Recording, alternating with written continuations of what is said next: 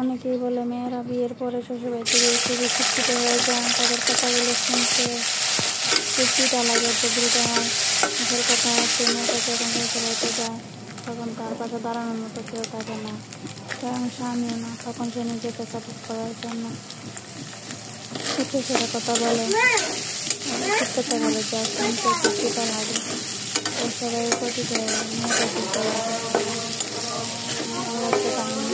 এখন দেখুন কথা বলতে বলতে রান্না করে নিচ্ছি,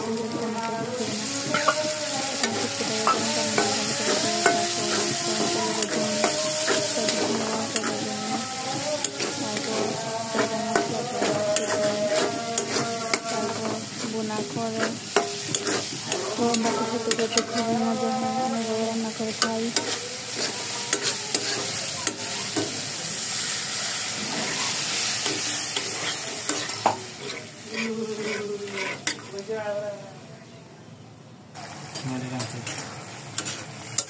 মোবাইলটা দেখি ভাই তোমার আমি জানি মাইরা